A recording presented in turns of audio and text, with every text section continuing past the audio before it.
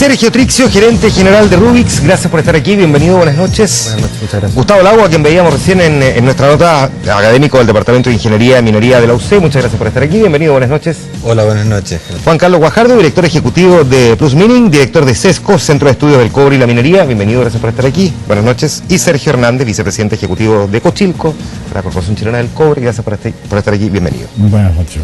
Voy a partir con usted, Sergio. Primero, ¿qué está pasando con el precio del cobre a nivel global? Tratemos de mirarlo y después nos podemos dejar si quiere un poquitito, si es que alguien quiere retomarlo, el tema chino, pero en términos generales, ¿qué está pasando con el precio del cobre? Caídas de coyuntura más allá de todo lo predecible. Grandes consumidores con problemas. China, 49% del consumo mundial de cobre. Problemas en la industria manufacturera, menor producción a lo estimado. Problemas que tienen sus efectos en la bolsa. Una caída de la bolsa de Shanghái en 8,5% del viernes al lunes, una caída histórica. Huyen algunos inversionistas cuando ven expectativas de crecimiento más lento. Segundo, gran consumidor global, la zona europea, también con dificultades, algunos sectores de las complicaciones de las negociaciones con Grecia, que obviamente amenazan con contaminar el resto de algunos países de la zona europea, y Estados Unidos, que tiene un efecto doble. Recuperación de la economía, probablemente mañana o pasado mañana puede haber una normalización de la tasa financiera de Estados Unidos, la tasa de interés, lo que significa que la economía se recupera, pero el dólar fuertemente al alza, que impacta el precio de la commodity que se transa en esa moneda. Y hay tres explicaciones. Ya, vamos a ir retomando una a una. Antes me quiero ir contigo, Sergio, el Bloomberg Index Commodity, no sé cómo es el nombre del indicador este que en el fondo reúne todas las materias primas. Entiendo que ha bajado, corrígeme si me equivoco, entre un 10 y un 11% en el año. O sea, si sumamos por supuesto el cobre, el petróleo y todas las materias primas, todos los commodities en la práctica. ¿Cuánto primero incide el cobre en ese indicador? Y segundo, ¿cuán profunda es la caída realmente en el valor del cobre? Como para empezar a preocuparnos. Sí, hay varios índices que agrupan varios commodities y estamos viendo en el mundo que todas las materias primas están bajo presión. ¿Por qué? Porque el mundo está creciendo poco hace muchos años atrás, y por lo otro que comentaba Sergio también es que el precio del dólar está subiendo mucho a nivel global, y eso hace que se encarezcan todos los commodities que se cotizan en dólares. Entonces, por ese motivo hay una menor demanda. Entonces, el problema de bajo crecimiento a nivel global, que es muy probable que se prolongue por varios años más, y este dólar que está subiendo en el mundo, son dos factores centrales que hacen que caigan las materias primas y particularmente el cobre. Este año el cobre ha caído algo así como un 15%, pero ya venimos hace varios años que el cobre viene cayendo. Alcanzamos un pic sobre los $4 la libra el 2011, y de ahí hasta ahora estamos en un ciclo bajista que todavía no vemos señales de que pueda frenarse. Está rompiéndose mínimo y es probable que siga cayendo en el corto plazo el cobre. Tú dices, ha caído en un 15%, pero además respecto de Chile, ¿cuánto ha caído la venta? ¿Se tiene más o menos ese cálculo? Al menos si lo podemos mirar en términos de datos consolidados al año pasado, todavía no. No, las ventas en volumen no caen. No, se mantienen. Se mantienen las ventas en volumen. Porque si uno suma una cosa con la otra, eso sí que es un desastre. No, la venta se mantiene, las compañías mineras están absolutamente vendidas en toda su producción, programas que cierran el año anterior, están comprometidas y entregando todo su volumen de producción. Claro, pero es que la lógica indicaría, y a ver si alguien me puede ayudar aquí, estoy pensando desde la República completamente de la ignorancia. Cualquier ciudadano podría pensar que si el principal comprador de cobre del mundo está entrando en una ralentización de la economía, una de las cosas que eventualmente podría hacer es comprar menos cobre, y por lo tanto que afecta a los países que le venden. Por lo tanto, ¿cómo se entiende que todavía sigamos vendiendo la misma cantidad, el mismo volumen de cobre? Es que lo que ocurre es que acá en los mercados financieros donde se cotiza el cobre hay muchas expectativas, y finalmente en esa expectativa está el precio. Y por ese motivo es que el precio se está adelantando a un escenario que no mejora.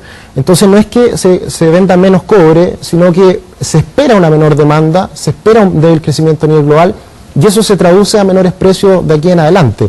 Y eso es lo que está pasando finalmente en este minuto, y también eso genera reacciones en los mercados de los inversionistas que se alejan precisamente de este tipo de instrumentos, y por eso cae aún más. Me gustaría preguntarle, Gustavo, desde el punto de vista del cobre que nosotros estamos vendiendo, ¿cuán competitivo es todavía en términos del mercado, de lo que está disponible en el mercado a nivel mundial? Es bastante competitivo. Fíjate que no ha caído tanto el cobre chileno como pensábamos. El último informe de la Comisión Chilena del Cobre justamente pone en relieve eso. Y es bastante competitivo, pero no hay que cantar victoria. O sea, el precio con esta caída que se pegó hoy ¿no es cierto?, prácticamente deja el 20% de las empresas del mundo fuera de producción, si es que continuara a este mismo precio, ¿ya? O sea, tendría que salir de la producción. Ya, perfecto. Entonces, obviamente nadie puede estar demasiado tranquilo con esto, porque la verdad es que han caído todos los commodities, ¿eh? Y han caído en forma bastante pareja. ¿Han caído de forma pareja? Han caído en forma bastante pareja en el último mes, en julio, que ha sido el mes de esta crisis que esperemos que termine luego y que se trate de una incertidumbre, porque ciertamente esto está producido por la incertidumbre de los inversionistas, ¿ya? Esto no tiene que ver con los fundamentales del mercado, no tiene que ver con la demanda y la oferta en el corto plazo, tiene que ver con las expectativas, tiene que ver con lo que está sintiendo la persona que tiene fondos que invertir y que ve que la incertidumbre crece y por lo tanto se va a dólar. Y por eso el dólar sube. Se va a dólares porque compra bonos del gobierno americano. Entonces, cuando hay incertidumbre en el mundo, sube el dólar. Despejemos un poquitito solo, también para quien está observando esto y lo ve desde la vereda del poco conocimiento, cuáles son las otras materias primas cuando usted dice que están todas más o menos han tenido la misma disminución. Estamos hablando aquí del petróleo, me imagino que el gas, el maíz también, ¿no? La soya, el hierro, el cobre, ¿qué otra cosa? El oro. El oro ha caído harto. Sí, el oro, la plata, otros minerales también. El oro, el níquel, el zinc, el plomo, todos los agrícolas.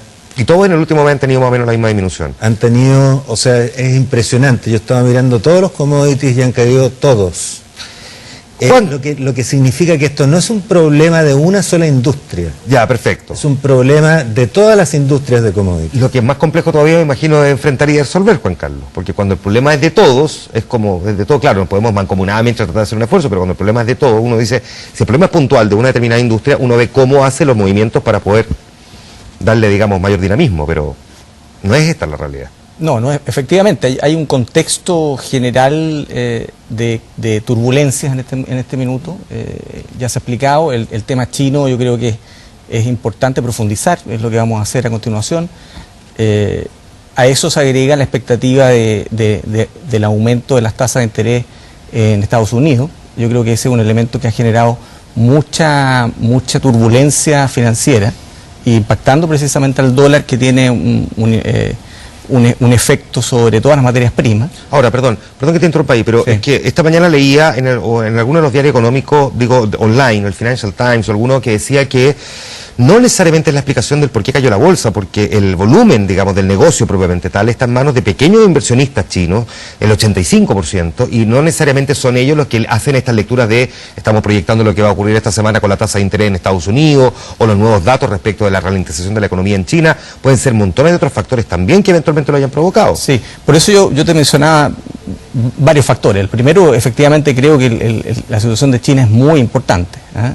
Creo que efectivamente a nivel de bolsas se produjo una subida de la bolsa de Shanghái demasiado alta, impulsada por un mecanismo de permitir compra de acciones respaldadas con deuda. Eso es muy peligroso. Hizo que la bolsa de Shanghái subiera en el último año a niveles récord. Eso se comenta poco.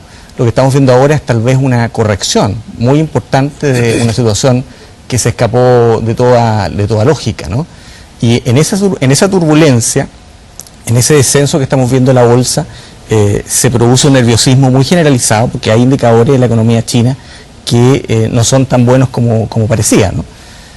Y eso empieza a afectar, digamos, al sentimiento de los inversionistas en China y también en el resto del mundo. Claro, que es básicamente lo que se publicó el fin de semana, estos indicadores de actividad manufacturera que mostraron un bajón en la actividad china, Sergio. Sí, lo que pasa, como bien decía Juan Carlos, hubo algo de irracionalidad en el mercado chino, pero interno. Hubo mucha gente que no tenía mucha información y que no tenía quizás muchos recursos, que tampoco tenía muchas posibilidades de invertir en otros mercados, y ellos, las personas en China, compraron muchas acciones y eso está generando una corrección que yo creo que más que corrección debe ser una caída más importante, porque precisamente estas señales de actividad de la economía china no van alineadas con un crecimiento de la utilidad de la empresa. Entonces, lo más probable es que sigamos viendo turbulencia en los mercados de China, porque se han puesto varios resguardos de parte del gobierno incluso para que no siga cayendo la bolsa. Y así todo, hoy día cayó la bolsa un 8,5%. Se hizo un anuncio de paquete de medidas que pareciera que hoy día nos genera la suficiente confianza como para mantener al inversionista ahí sin salir arrancando, y que fue finalmente lo que ocurrió hoy día con este desplome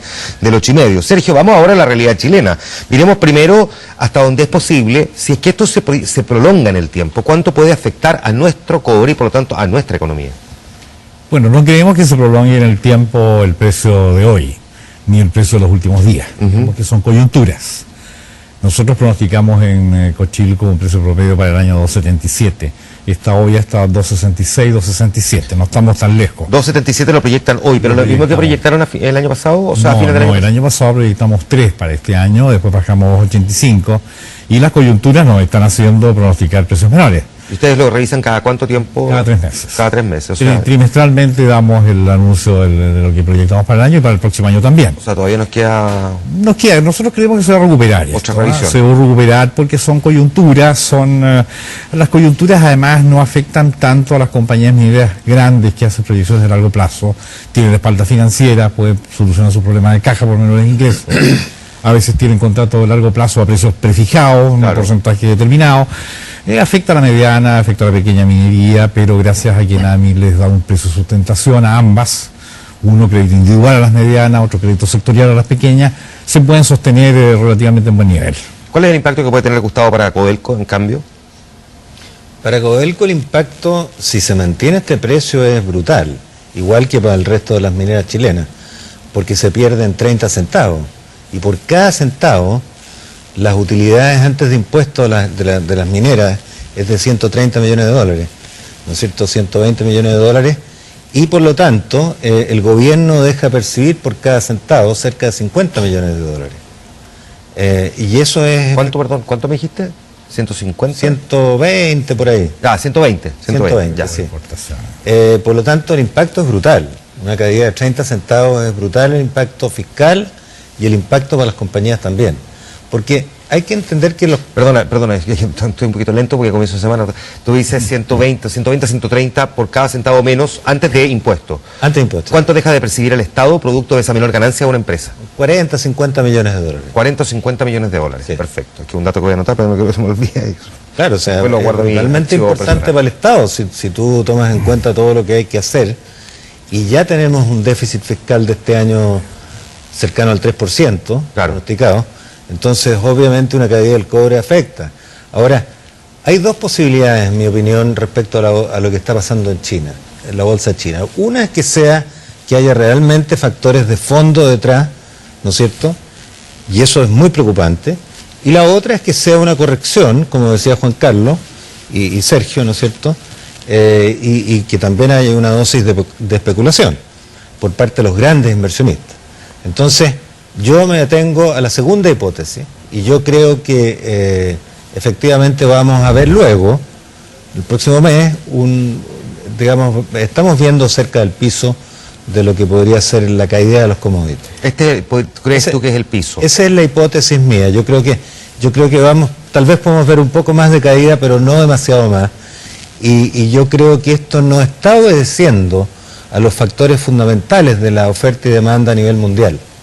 Y por eso creo que el precio se puede recuperar en algo en el segundo semestre. ¿Por qué pudo haber habido, solamente para despejarlo, un bajón en el sector manufacturero chino? Hay una gran transformación de la economía china en curso. Así es. China desarrolló un modelo en base a inversión intensiva que se agotó. De haber continuado de esa manera, China iba camino al precipicio. Y ellos están realizando una ola de transformaciones estructurales gigantesca que implica el crecimiento en base al consumo interno, más que la inversión. Y estamos atravesando ese periodo, un periodo que no va a ser simple, no está siendo simple y tiene muchos riesgos. ¿Y cuánto podría durar? Bueno, una transformación de esa magnitud... Digo, el trauma de la transformación más que la transformación propiamente tal. Las reformas estructurales pueden tardar perfectamente unos 2-3 años más. ¿Y cuáles son los riesgos? Tú decías, implica varios riesgos. ¿Cuáles? Por supuesto, cuando tú cambias la estructura productiva desde una conformación basada en fuerte inversión en infraestructura a otra donde dependes del consumo interno, pueden producirse desequilibrios intermedios. Yo creo que lo que estamos viendo ahora en el sector financiero forma parte de eso. Hay compañías que eran rentables y que con esta transformación empiezan a perder rentabilidad, caen en la bolsa, las apuestas que se habían hecho por esas empresas empiezan a fallar y se producen situaciones complejas dentro de las bolsas. Ya, hay dos ejemplos Gustavo, a nivel mundial, perdona que interrumpa, Sí. de este tipo de transformaciones. Uno es el de los tigres asiáticos, ¿no es cierto?, al principio de la crisis asiática, y la crisis asiática duró 5 años, 6 años. Claro. China, nosotros sabíamos que tenía que pasar por esto, por un periodo muy turbulento, y es de esperar que el manejo, ¿no es cierto?, tanto del Fondo Monetario Internacional como de los países desarrollados y de la propia China, sea el adecuado y no sea tan inadecuado como fue durante la crisis asiática. Eso fue lo mismo que le pasó a Japón en la misma transformación en los años 70. O sea, aparentemente los países no se pueden liberar de estas turbulencias cuando pasan de su economía basada en inversión a una economía basada en consumo interno. Sergio tenía mi quedada y voy con Sergio 2. En este caso. Precisamente por ese cambio estructural de la economía china y porque algo que va a durar probablemente más años de lo que ya estamos viviendo, yo creo, y soy más optimista que acá los demás panelistas, en el sentido de que yo creo que el cobre está cayendo y se va a caer por un periodo algo más largo. Uno se ve las curvas de crecimiento de China en el tiempo y el precio del cobre van de la mano. Y China no es que vaya a crecer un 2%, un 1%, no, está desacelerándose lento, pero esa caída lenta va de la mano con la caída del cobre. Por lo tanto, es muy probable que en esta transformación el cobre siga esa trayectoria. Y es precisamente lo mismo, de manera inversa, con lo que está pasando con el dólar. El dólar mientras sube, el cobre cae. Y ahora está pasando exactamente lo mismo. Y lo más probable es que el dólar también siga subiendo en el futuro. Porque ¿qué ocurre? El cobre cae, las materias primas caen, y eso hace que todas las divisas en el mundo ligadas a las materias primas también caigan. Y de rebote eso hace que suba más el dólar. Acá en Chile el dólar está subiendo precisamente por ese efecto, y eso está pasando en varias economías más. Hoy día las economías emergentes son mucho más importantes que hace 10 años atrás, y eso tiene un impacto sin duda en el crecimiento mundial. Sergio. En la misma línea de comentario. Yo quiero llamar la atención sobre el tiempo que le hemos dedicado a los elementos coyunturales que están influyendo en el precio del cobre. Cada vez más los fundamentos del mercado, que son oferta, demanda, tienen menos importancia en el efecto del precio de los commodities en general. El hierro, por ejemplo, cayó, hubo un momento en que a principios de año cayó un 80% respecto al año anterior. Dramático. Quiere decir que el cobre había estado 60, 70 centavos. Dramático. Bueno, eso explica de alguna manera la volatilidad de los precios, porque son saltos muy significativos hacia abajo en este minuto y en cualquier momento también hacia arriba. Ahora, yo quisiera también agregar el efecto que tú me preguntaste de la economía chilena y en las arcas fiscales. Yo no soy muy partidario de definir exactamente cuánto menor ingreso fiscal hay por cada centavo de dólar menos del precio del cobre, porque si bien es cierto, los ingresos son lo más importante para las compañías mineras, son solo el primer elemento de la base imponible de todos los elementos que sirven de base para determinar el ingreso fiscal. La utilidad de las empresas, en este caso Codelco, que transfiere al fisco, la utilidad de las empresas como base imponible del impuesto a la renta y del royalty minero, que es el resultado operacional en este último caso, y todo eso se determina no solo por el ingreso, que hoy es menor, sino que por los costos, que rebajan el ingreso y determinan la base imponible de los impuestos y la utilidad de Codelco. Y los costos han estado siendo muy responsablemente manejados por las compañías mineras en general, incluido por Codelco. Eso me voy a preguntar, incluyendo la estatal. Algo ayuda a minorar el efecto de la baja del precio y también el dólar. ¿Por qué el dólar? Porque a pesar de que el dólar influye en la baja del precio a nivel mundial, Claro. el dólar influye de qué manera en rebajar los costos de las compañías mineras. La mitad de los costos de las compañías mineras son en pesos.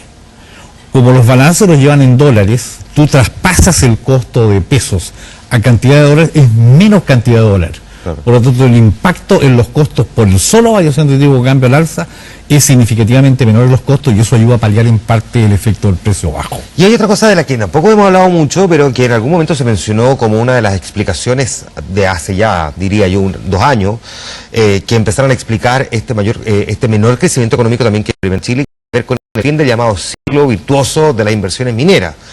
¿Cuánto también de eso hoy día se ve reflejado también en esto que estamos discutiendo? ¿Cuánto de ese ciclo, entre otras cosas, se proyecta por la realidad que ha vivido el metal rojo en el último tiempo? Parto contigo, Sergio. Sí, lo que pasa es que hoy día con un menor precio obviamente que las empresas mineras ganan menos dinero y por ese motivo hay menos inversión, tan simple como eso. Entonces, la caída en el crecimiento de Chile en el último tiempo se debe a un sinnúmero de factores, pero parte importante también viene por la inversión minera, que fue muy beneficiosa hace algunos años atrás, claro, y ahora está haciendo algo negativo, no está ayudando en ese sentido. Entonces, por ese motivo es probable también de que la inversión siga muy baja en nuestro país y eso también golpee a la economía nacional. También uno se hace el mismo ejercicio de cómo es el crecimiento de China, se ve a la baja, el precio del cobre se ve a la baja y la inversión también va en la misma dirección. Entonces van muy de la mano todos estos aspectos y por lo mismo también es esperable que nuestra economía siga alicaída por un tiempo más. Porque Gustavo también en algún momento se dijo que una de las razones, además de las que explica Sergio, de ese término, de ese ciclo, entre otras cosas, por lo cual se había visto afectado, estaba en un encarecimiento de la mano de obra, una judicialización de muchos proyectos y también una disminución, digamos, de la ley del cobre propiamente tal en algunas minas, y que eso también había tenido cierto impacto en nuestra economía, al menos en este sector. Sí, yo pienso, Juan Manuel, que aquí hay dos factores. Uno es el precio, obviamente, y el estado de la economía mundial, porque los inversionistas no invierten cuando las cosas se ven mal, Claro. sino que se van a instrumentos seguros, porque son mejores, ¿ya? Lo otro es demasiado riesgoso. Entonces, nunca hay inversión alta cuando el ciclo económico mundial está bajo. Tenemos que esperar que el ciclo suba para tener más inversión, pero además de eso tenemos una obstrucción, ¿no es cierto?, en el país, que se llama incertidumbre, esa es mi visión, incertidumbre de una serie de fallos, no solo judiciales, sino que también administrativos, ¿no es cierto?, que no han dado señales claras de cómo va a operar este sistema.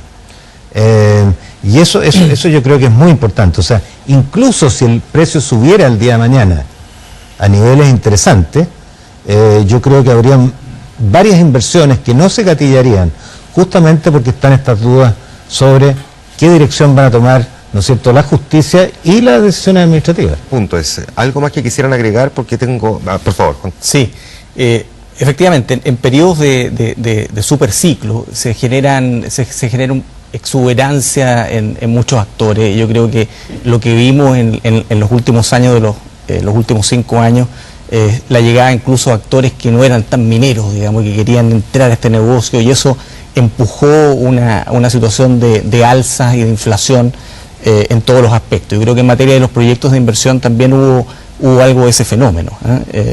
Cuando los precios bajan, inmediatamente salen estos actores que no son actores verdaderamente mineros. Es un primer elemento. Y el segundo elemento, en línea con lo que decía Gustavo, yo creo que efectivamente lo que hemos visto en los últimos años en el país es que las condiciones para desarrollar minería han cambiado.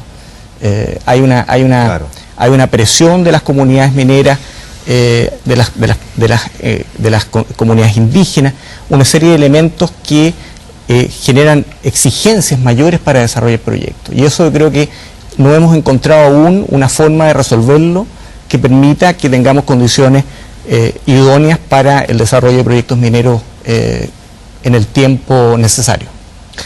Sergio, yo sé que aquí usted viene como vicepresidente ejecutivo de Cochilco, o sea, cobre, pero déjeme hacerle una pregunta, solo por si la sabe.